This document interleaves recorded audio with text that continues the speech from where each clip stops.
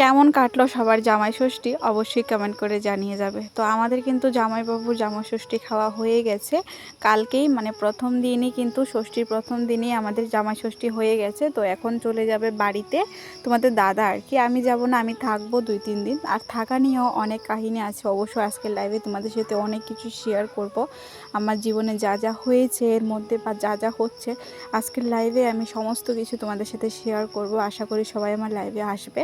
তো দেখো ওইদিকে কিন্তু ও যেহেতু চলে যাবে বাড়িতে, তাই প্রত্যেকবারের মতো মার মনে যতই কষ্ট থাকুক না কেন বা মা যতই অসুস্থ থাকুক না কেন, মা কিন্তু ঠিকই মার দায়িত্ব পালন করেছে।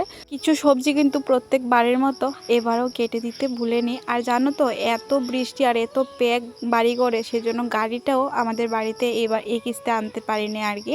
তো গাড়িটা রাস্তার ওইদিকে একজনের বাড়িতে রেখে এসেছিল, তাই হাতে করে কিন্তু সবজির ব্যাগটা নিয়ে যাচ্ছে। এখন গাড়িতে গিয়ে কিন্তু রেখে তারপর গাড়ি নিয়ে বাড়ি চলে যাবে।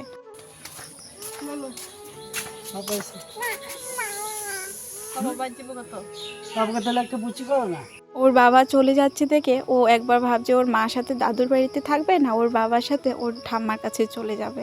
তো এদিকে ওর মনটা খুব খারাপ, ওর বাবা চলে যাবে। তো চলে যাওয়ার পর বাড়িতে এসে কিন্তু দেখলাম বাবা ভাত খেয়ে এসে বসেছে, আর পিউকে এখন মা বসালো খাওয়াতে।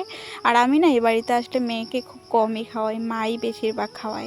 তোমাদের দাদাভাই চলে গেছে বাড়িতে, আর আমি একজন কাকির বাড়ি থেকে এলোভেরা 2টা ডাল এনেছি আর একটা গাছ এনেছি। তো এগুলো নিয়ে যাব বাড়িতে, যদিও এখন যাব না, যেদিন যাই নিয়ে যাব। আর ডালগুলো দিয়ে একটা জিনিস বানাবো। তো চলো তোমাদের সাথে শেয়ার করি। আর ও তো জুতা আনিনি, ওকে খুলে নিয়ে নিয়ে যেতে হচ্ছে। আর রাস্তাঘাটের যা অবস্থা, মানে অবস্থা খারাপ। আজ অনেক দিন ধরে তোমাদের সাথে সেরকম কিছু শেয়ার করতে পারি না, তার কারণ আজকে 6-7 দিন ধরে এরও বেশি ভীষণ বৃষ্টি, ঝড় বৃষ্টি হচ্ছে। আর বৃষ্টির জন্য কিন্তু কারেন্ট থাকে না, সেজন্য মোবাইলে চার্জও থাকে না। তোমাদের সাথে সেরকম কিছু এখন আর শেয়ার করতেও পারি না। তো চলো বাড়িতে এসে সবজি কাটছি, রান্না বসাবে মা। ভালো থেকো সবাই, দেখা হবে পরে।